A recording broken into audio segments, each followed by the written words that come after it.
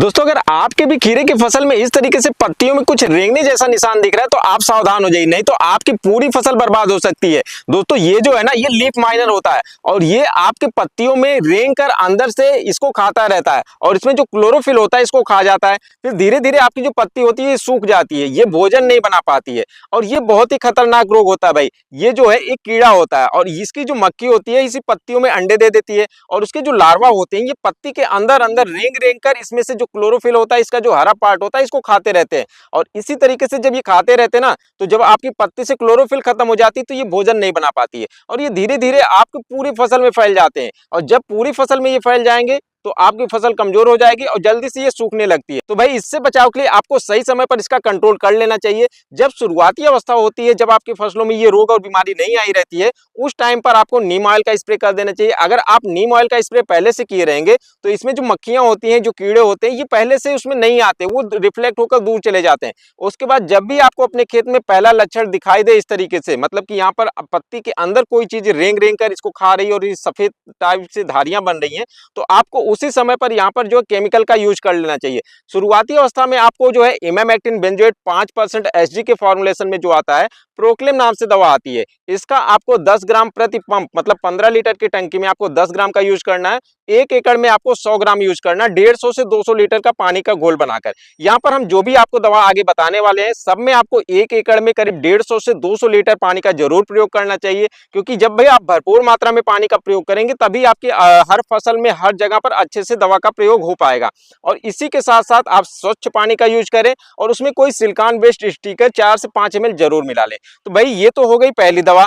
अब बात कर लेते हैं दूसरी दवा की। दूसरी दवा में आपको क्या करना है, आप डेलीगेट ले सकते हैं। इसमें आपको जो डेलीगेट लेना है वो भी आप 15 से 18 ml प्रति पंप के हिसाब से, या फिर एकड़ की बात करें तो 150 से 160 180 ml के आसपास आप जो है प्रति एकड़ के हिसाब से इसका प्रयोग करके इसका अपने खेतों में स्प्रे कर सकते हैं।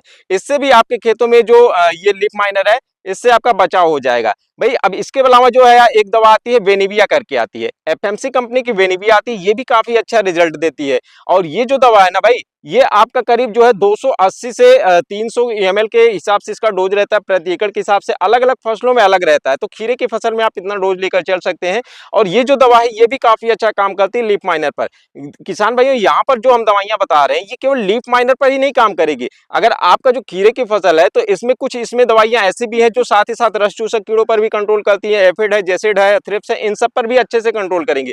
साथ ही साथ इसमें जो आपके फल मक्खी लगती है, ये जो पत्तियों को काट कर खाने वाले कीड़े होते हैं, इल्लियां लगती है, इन सब का सफाया हो जाएगा। तो अगर आपके खेत में लीफ माइनर है, साथ में साथ इल्लियां भी है और कुछ जो है रस चूसक कीड़े भी लगे हुए हैं, तो ये सारी दवाइयां उसमें काम में आने वाली है भाई। अगर हम अगली दवा की बात करें तो आप सिजेंटा कंपनी का सिमोडिस नाम की दवा आती है, इसको आप यूज कर सकते हैं। 200 से 240 ml प्रति एकड़ का डोज होता है। आप 150 से 200 लीटर पानी में घोल बनाकर आप इस दवा का प्रयोग कर सकते हैं।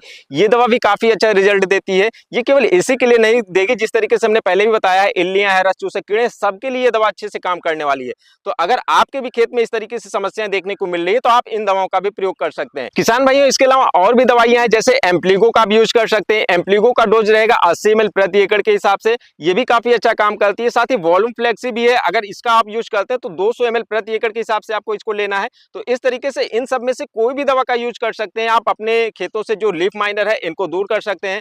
साथ ही साथ किसान भाइयों, इसमें जो और भी कीड़े आते हैं उन सब का भी सफाया इन्हीं दवाइयों से हो जाएगा। तो आप भी अगर खीरे की खेती करते हैं या फिर बेल वर्गीय सब्जियों की खेती करते हैं और आपके भी खेत में इस तरीके से जो पत्तियों पर रेंग रेंग कर खाने वाले कीड़े ना, तो इनको आप नजरअंदाज बिल्कुल भी मत करिए, क्योंकि अगर शुरुआती अवस्था में आप इसको कंट्रोल नहीं करते हैं तो बाद में आपको जो महंगी दवाओं का प्रयोग करना पड़ेगा, उससे खर्चा भी काफी ज्यादा बढ़ जाएगा और सही से कंट्रोल भी नहीं होगा, क्योंकि हर पत्ती पर जब ये दवा पहुंचेगी ना तभी अच्छे से काम करेगी। वैसे तो ये सारी दवाइयां सिस्टमेटिक है और अगर आप एक बार स्प्रे करते हैं तो वो पूरे सिस्टम में चली जाएंगी, लेकिन अगर हर पत्ते पर बढ़िया से स्प्रे होगा तो रिजल्ट और भी अच्छा देंगी। तो इसीलिए जो है आपके फसलों में रोग बढ़ने से पहले शुरुआती अवस्था में आप इसको कंट्रोल कर लेंगे तो आपके लिए सस्ता भी रहेगा और आपके लिए अच्छा भी रहेगा और आपका फसल भी बढ़िया रहेगी। तो अगर आप भी इसी तरीके से खेती बाड़ी से संबंधित टिप्स और जानकारी लेना चाहते हैं तो हमारे चैनल को फॉलो कर लें और पास में लगे बेल आइकन को भी जरूर दबा लें। तो मिलते हैं किसी और वीडियो में, तब तक के लिए नमस्कार।